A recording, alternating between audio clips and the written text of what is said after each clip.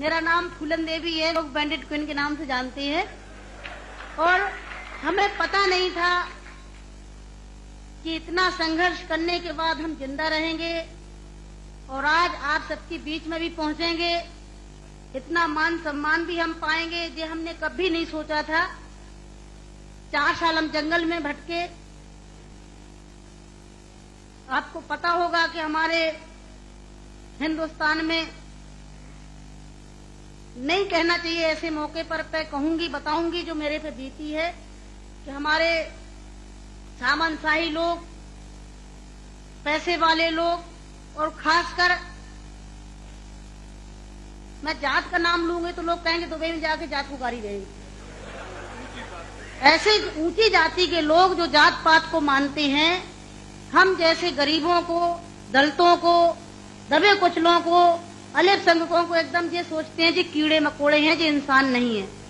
तो उन लोगों को मैंने बताया कि मैं इंसान हूं, अगर हमें तुम मारोगे तो हम भी चुप नहीं बैठेंगे, हम भी जवाब देंगे।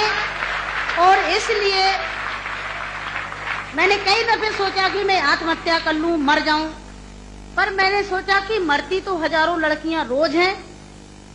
बताओ, हमें डाकू के नाम से जानते हैं लोग, डाकू, फूलन देवी डाकू। बताओ, मेरी 4 हाथ पैर हैं। कहते चम्मिल घाटी की है, चम्मिल घाटी की। चम्मिल घाटी मेरी माँ बाप है। अरे मैं माँ बाप से पैदा हुई हूँ, मेरा कसूर यही है कि मैं झोपड़ी में पैदा हुई, गरीब परिवार में पैदा हुई, दबी कुचली समाज में पैदा हुई, तो हमें जीने का अधिकार है नहीं। मेरे भाई और बहनों, मैंने कोई बुरा काम नहीं किया। मैं तो वहां भी मंच में बोलती हूँ, अब्बू भाई के साथ में तो कई सभाएं हुई हैं, बहुत बड़ी बड़ी सभाएं हुई हैं, कि मैंने कोई बुरा नहीं किया है।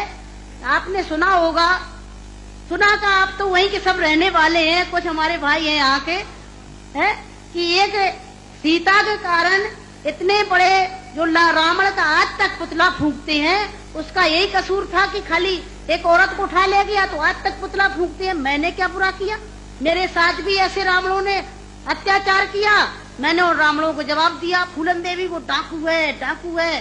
अरे वो तो माननीय मुलायम सिंह जी की देन है, नहीं नाम लेना चाहिए, जो आज हम समाज के अंदर खड़े हैं।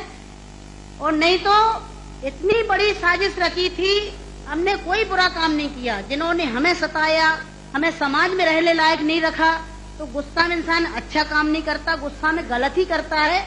और जो कुछ भी हुआ अच्छा और बुरा सबक सिखाने के लिए कि हम जैसी बहन बेटियों के साथ अन्याय अत्याचार करोगे तो कोई भी महिला घर से बाहर निकल के और अपने अधिकारों की लड़ाई लड़ने के लिए मैदान में खड़ी हो जाएगी।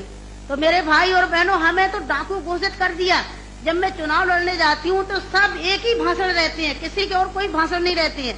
बताओ, मैं डाकू दिखाई देती हूँ? क्या होता डाकू है? तुमने हमें सताया, हमें लूटा पीटा। डाकू तो वो बेईमान जो हम जैसी महिलाओं को लूटते पीटते हैं। तो मेरे भाई और बहनों, 4 साल में जंगल में भटकी, 11 साल में जेल में रही, और जेल में भी हमें पागलों के साथ रखा गया था। अच्छी जगह नहीं रखा गया, जहीं पागल महिला थी, पागल महिलाओं में रखा गया था। 11 साल तक हमें जेल में रखने के बाद कोर्ट में पेश नहीं करा गया।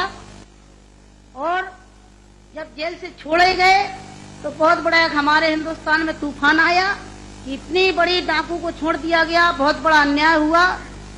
बस आप सबका प्यार था, आशीर्वाद था, कुछ ऊपर वाले की भी दुआ थी, जो आज आप सबके बीच में